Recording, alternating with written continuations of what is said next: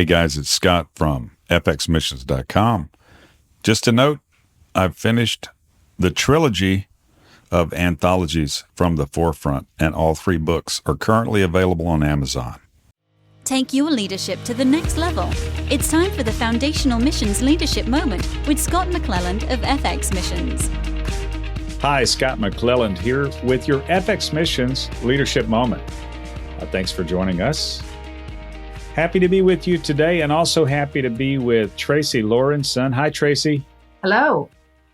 Hey, it's good to have you on here, and thanks for rejoining us. It's been a day or two since you were on the podcast. Yep. Was it a couple years? Yeah. Year and a half, maybe, or something. I think we recorded when I was with you guys in Thailand before, and you were actually on. For those who want to go back and see how Tracy's wisdom has evolved, you can check her out at episodes 70 and 71 of Leadership Moment. This is going to be in the mid-hundreds, so that's cool. Appreciate you being here. Yeah, glad to be here. We're going to talk about ladies in leadership, and this is, I think, something that you have authority on. In my opinion, I'm talking about spiritual authority. Mm-hmm. Obviously, you're a lady, and you're a missionary, and you're a mom, and you're a wife, and you guys are doing a lot there in Chiang Mai, and you've got a lot of places where you're cultivating. I know you've been a teacher, and you just a lot going on there. So thanks for joining us, and thanks for offering your perspective on leadership. Last time we talked in some detail about woman's contribution in leadership, so we can dig into that a little bit. Mm-hmm. But it's been how many years now you've been in Thailand? 6, more or less? Yep, correct. Okay. I think we talked about how your perspective on leadership has changed cross-culturally. I think that's one of the things we talked about before. But you guys have actually been in the States here for a few months now. What have you been learning recently on the subject of women in leadership? And is there something that surprised you also as a second point that you have observed being back in the U.S. compared to having been, being in Thailand on a more permanent basis? What I've observed here in stateside on leadership, correct? Yeah.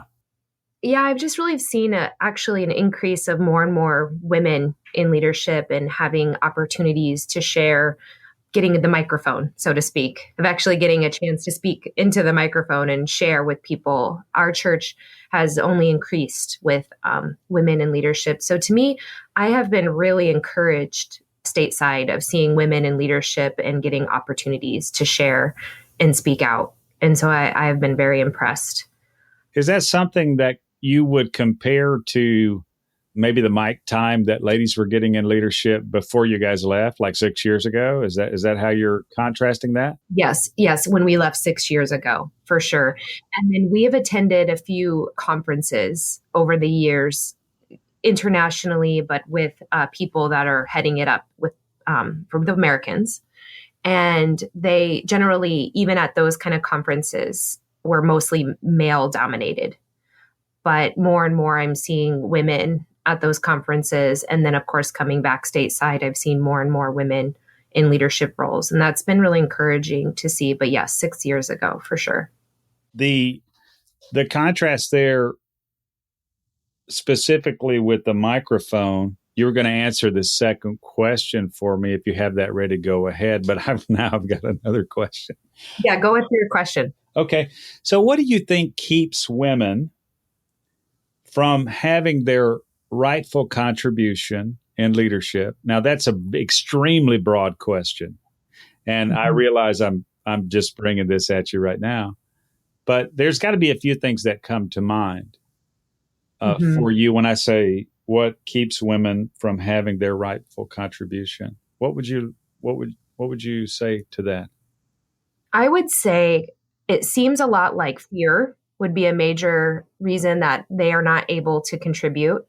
That I think certain systems, and mostly that have been male-dominated systems in society, creates fear for women if they do speak up or if they share, like it's just they're not able to control it. And then I think even from a woman's side, I think there's just really huge insecurity and shame. Like, what if I do speak up and they don't like what I have to say, or a shame of like, what if I say something wrong and get in trouble, or that kind of thing too, to start giving women, to not only if they were given the opportunity, if men were like, okay, we want women to speak, they've been silenced or silenced so long that I think sometimes there's a fear to speak up too. And so just a lot of fear and insecurity. Wow. I've got a list here. I took all that down. And I am not the best note taker, but you're crushing it right now. So I didn't want to lose any of that. So what you said was fear, first of all. And I think that could probably be on the part of the lady. Mm-hmm. You also mentioned control issues, mm-hmm. which could be on the part of, it'd be a fear maybe, but not on the part of the lady. You see what I'm saying? Yeah. It's two different kinds of fear there.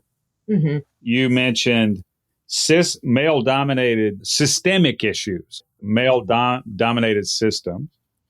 And then you mentioned insecurity, shame, or maybe getting it wrong, right? Or sort of like fear of failure or fear of error or something like that. You know, we could do a podcast on each one of those, and maybe we should. Those are super deep, even though we just came upon them quickly there. I would like to say this: whatever we need to do and whatever needs to be done to make sure that women are finding their way to their rightful contribution. Yeah. I just say, Lord, let it be, right? Yes. Let it be. Yes. I think being a good example is hardly anything beats a good example. Mm-hmm. I consider you to be a good example, Tracy, on this front. Thanks. And so thank you for that. But, you know, that to me, the power of an example, it gives hope to people who are kind of struggling to find how they fit. And it gives hope of a possibility. You know what I mean? Yes. I can do it. Maybe I can do it. So excellent breakdown there. Thank you for that, Tracy. Did you want to answer the other point that I brought up that I can't remember what it is now? I can't either. We're doing so great, but we forgot that one point. So you're encouraged when it comes to the U.S. Mm-hmm. in terms of women's opportunity to contribute. And you mentioned that specifically that was with microphone time. Mm-hmm. When you think about leadership, and especially the woman's contribution, there's got to be a handful of things that come immediately to mind. Yeah. Is that true? Okay. Yeah. We're going to push pause right here. And that's going to be the subject of our next leadership moment. Okay. What specifically is the woman's contribution? Obviously, we're not trying to limit it. We're just trying to do some discovery. Where can the woman contribute in leadership, and what does she have to offer? Okay. That's going to be coming right up on your next leadership moment. If you'll stick with me, Tracy, I'll double back. Thanks for joining it. We have a cliffhanger of sorts here on the leadership moment. You'll have to come back and check us out on the next session with Tracy Lorensen. I'm Scott McClelland with your FX Missions Leadership Moment. If you need to contact me or us, please do so at fxmissions.com. Until next time, have a good one. This leadership moment was produced in partnership with Engaging Missions. Have your leadership question answered by contacting Scott at fxmissions.com. Visit FX Missions to learn more about how you can grow your leadership and engage in missions. Visit engagingmissions.com for encouragement, insight, and resources from missionaries, ministry leaders, and church planters.